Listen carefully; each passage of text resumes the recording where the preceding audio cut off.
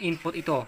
Input ng ating regulator, itong dalawang ito. Hello mga kabasic, welcome again sa ating YouTube channel, Motorcycle Basic Mechanic, wherein we can learn repairs and tutorials and vlogs. Please subscribe and click the bell for the updates of our latest videos. Thank you so much and God bless everyone. Hello mga kabasic, turo ko lang simpleng tutorials patungkol sa ating regulator at stator.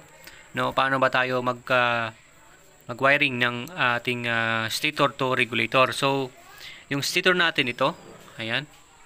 So, ang stator natin, full wave. Dapat mahalaga na alam mo kung full wave or half wave. So, dalawang yellow siya, full wave siya, or dalawang white, no? Meron din yung kahit pink at saka yellow, ay full wave din yon. No? So, minsan, kailangan talaga na i-check mo para sigurado ka, no? Pag nalaman mo na full wave yung stator mo, syempre, dapat full wave din ang regulator mo. Okay? Para walang problema. Dapat hindi ito half wave, no? Dapat full wave siya. Okay? So, pag half wave ang iyong stator, half wave din dapat ang iyong regulator. So, dapat yun ang ating tandaan. So, ngayon, dalawang yellow to. So, saan to pupunta? Galing to sa stator. Siyempre, dito yan sa ating regulator. To, okay? So, sa ating regulator kasi, meron tayo dito na pink at saka yellow. Diba? Sabi ko nga, kahit hindi dalawang yellow yan, full wave yan, pag nakita natin, check natin yung ating regulator ay full wave, and then syempre automatic full wave yan. So kahit pink yung isa, hindi yellow, itong i-connect natin dyan. Kahit saan dyan mga kabasic, no? Kahit saan natin i-connect itong dalawa. Okay? Pink or yellow, syempre the same yellow naman yon. Kaya ganun ang style niya mga kabasic. Sa mga ibang motor, sa mga naka-direct yung kanilang headlight sa kanilang stator, galing mismo doon, ito yun, no? Naka-series siya dito sa ating regulator at saka isang galing sa stator natin. Yan.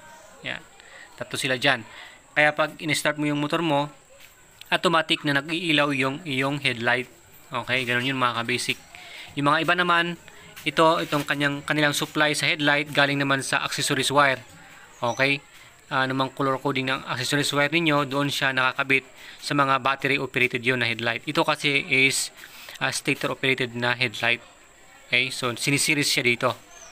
Okay, sa mga battery operated, nakakabit siya sa accessories wire, whether black or brown, okay, or light brown, depende yan sa accessories color coding ng iyong motor. But anyway, ganun yung wiring ng ating stator sa ating regulator. So, nakuha ba natin? Konting review.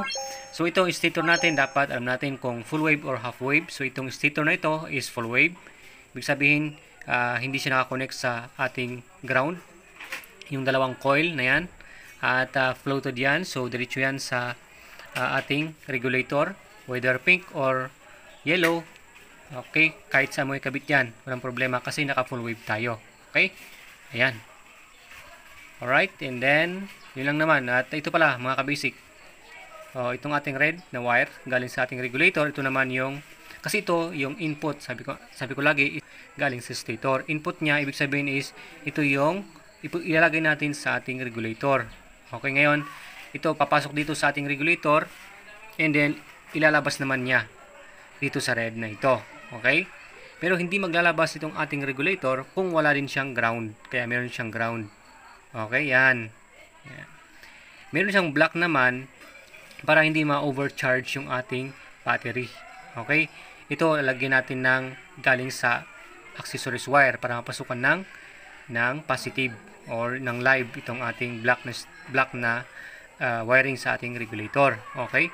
Ito yung output niya, itong red. Ito yung papunta sa ating battery. Okay? Papunta sa ating battery ito at gayon din papunta din yan sa harness sa may ignition switch. Papunta dyan yung ating red na isa. Okay? Yung isa papunta sa battery para ma-charge.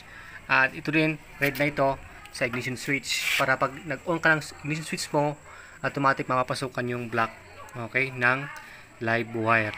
Okay? Live wire, live current yung mapapasukan ito pag nag-switch ka ng ignition switch natin sa taas. Okay? Ganun siya. Ganun yung flow niya. Okay? So, I hope meron akong na-share sa inyo kahit kunti lang. Kaya dapat alam natin yung mga basic na principle sa pag-wiring ng stator to regulator. At syempre, sinal natin yung ating papuntang battery at dun sa ignition switch natin at saka yung headlight natin nabanggitin natin. But anyway, ayun lang. So salamat sa inyong lahat mga kabasic, at maraming salamat pala sa ating lahat dyan, sa mga subscribers natin. So yun lang. God bless.